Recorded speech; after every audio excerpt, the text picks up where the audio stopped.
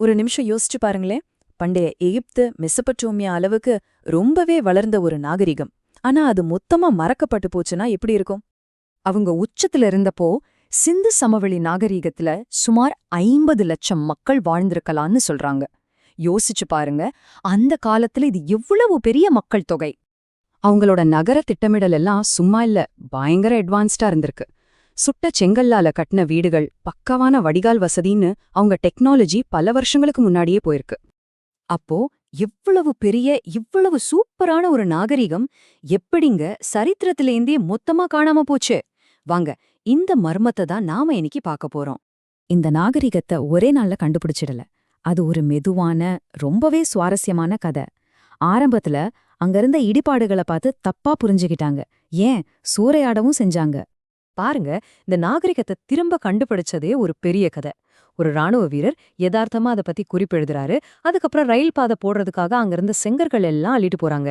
இப்படி பல விஷயங்கள் நடந்து கடைசியா 1924 தான் ஜான் மார்ஷல்ங்கிற தொல்பொருள் ஆய்வாளர் இதோட உண்மையான முக்கியத்துவத்தை உலகத்துக்கே சொல்றாரு. ஜான் மார்ஷலோட இந்த அறிவிப்பு எவ்ளோ பெரிய தாக்கத்தை ஏற்படுத்தியிருக்கோன்னு யோசிச்சு பாருங்க. நீண்ட காலமா மறக்கப்பட்ட ஒரு நாகரிகத்தோட வாசல்ல நாம நிக்கிறோன்னு அவர் சொன்னப்போ அது உண்மையிலே ஒரு வரலாற்று தருணம்.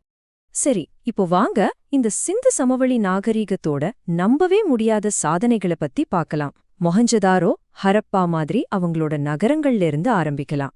ஹரப்பா நகரங்கள்ல என்னெல்லாம் ஸ்பெஷல்னு பாருங்களேன். ரொம்ப நேர்த்தியான கட்டமைப்பு, ஒவ்வொரு வீட்டுக்கும் தண்ணிக்கு கிணறு, பக்காவான கழிவுநீர் வடிகால் அமைப்புன்னு இதுல இருந்தே தெரியுது அவங்க பொது சுகாதாரத்துக்கும் ஒரு ஒழுங்கான வாழ்க்கைக்கும் எவ்வளவு முக்கியத்துவம் கொடுத்திருக்காங்கன்னு. அவங்களோட சுகாதார அமைப்பு எப்படி வேலை செஞ்சதுன்னு பாருங்க. ஒவ்வொரு வீட்ல இருந்தும் கழிவுநீர் மூடின வடிகால் வழியா மெயின் ரோடுக்கு போகுது. இதனால நகரம் எப்பவும் சுத்தமா இருந்திருக்கு. சொல்லப்போனா அந்த காலத்துல இது வேற எங்கேயுமே இல்லாத ஒரு விஷயம். ஆனா இங்கதான் ஒரு பெரிய ஆச்சரியம் இருக்கு. எகிப்து மெசபடோமியா மாதிரி இங்க பெரிய அரண்மனைகளோ பிரம்மாண்டமான கோவில்களோ இல்ல. அப்போ ராஜாக்கள் இல்லையா? பெரிய மத தலைவர்கள் இல்லையா? அப்படின்னா இந்த நகரங்கள் எல்லாம் யாரு நிர்வகிச்சாங்க? இது ஒரு பெரிய கேள்விக்குறி. நகர திட்டமிடல் மட்டும் இல்லங்க, அவங்களோட பொருளாதாரம் கூட ரொம்பவே துல்லியமான கணக்குகளோட ஒரு பெரிய வர்த்தக வலையமைப்பை வச்சு இயங்கிருக்கு.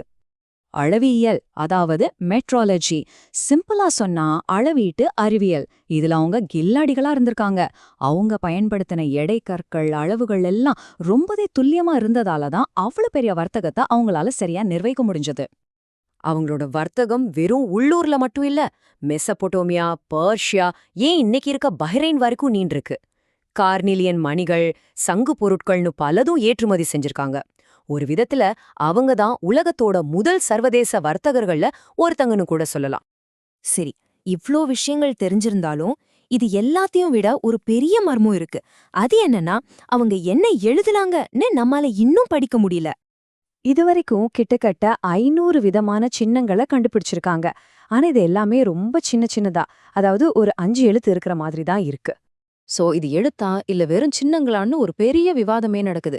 சில ஆய்வாளர்கள் இது ஒரு மொழிதான், ஒருவேளை நம்ம தென்னிந்தியாவுல பேசுற திராவிட மொழிகளுக்கு இது மூதாதையரா இருக்கலாம்னு சொல்றாங்க. ஆனா இன்னும் சிலர் இல்லப்பா, இது வெறும் குடும்ப பேரையோ குலத்தையோ குறிக்கிற சின்னங்கள் தான், மொழியெல்லாம் இல்லன்னு சொல்றாங்க. எது உண்மைன்னு இன்னைக்கு வரைக்கும் ஒரு மர்மம் தான். அவங்க என்ன எழுதுனாங்கன்னு தெரியாததால அவங்க எப்படி கோடிக்கணக்கான மக்களை ஆட்சி செஞ்சாங்கன்னோ நமக்கு தெரியல. ராஜாக்கள் இருந்தாங்களா, மந்திரிகள் இருந்தாங்களா, எதுவுமே தெரியாது. இதுவும் ஒரு புரியாத புதிராவே இருக்கு. சரி, இப்போ இந்த கதையோட கடைசி கட்டத்துக்கு வருவோம். இவ்ளோ சிறப்பா இருந்த ஒரு நாகரிகம் எப்படி அழிஞ்சு போனது? அதுக்கு என்ன காரணம்? முன்னாடியெல்லாம் ஆரியர்கள் படையெடுத்து வந்து இவங்களை அழிச்சுட்டாங்கன்னு ஒரு தியரி இருந்துச்சு. ஆனா அங்க கிடைச்ச எலும்புக்கூடுகள்ல பெரிய அளவுல வன்முறை நடந்ததுக்கான அடையாளமே இல்ல. அதனால இப்ப இருக்கிற வலிவான தியரி என்னன்னா, காலநிலை மாற்றம் தான் காரணம். இந்த டைம்லைன பாருங்க. ஹரப்பா நாகரிகம் சரிய தொடங்கின காலகட்டமும் பருவநிலையில ஒரு பெரிய மாற்றம் வந்ததும் கிட்டத்தட்ட ஒரே நேரத்துல நடக்குது. பருவமழை பலீனமாகுது, அவங்க நம்பியிருந்த பெரிய நதி வறண்டு போகுது, விவசாயம் இல்லாம போயிடுச்சு. இதனாலதான் மக்கள் நகரங்களை விட்டு வெளியேற ஆரம்பிச்சிருக்காங்க.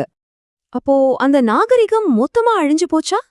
இல்ல, அதோட முடிவு ஒரு முழுமையான அழிவு கிடையாது. அது ஒரு மாற்றம். அவங்க ஒரு நீடித்த மரபை நமக்கு விட்டுட்டு போயிருக்காங்க. அதாவது நகரங்கள் காலியானதும் மக்கள் அப்படியே மறைஞ்சு போல அவங்க சின்ன சின்ன கிராமங்களா பிரிஞ்சு கிழக்கு பக்கம், அதாவது கங்கை நதி பகுதிக்கு இடம்பெயர்ந்து போயிட்டாங்க.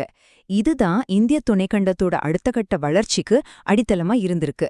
சிந்து சமவெளி நாகரிகத்தோட கதை முடிஞ்சிருக்கலாம், ஆனா அதோட தாக்கம் இன்னிக்கும் நம்மகிட்ட இருக்கலாம் இல்லையா?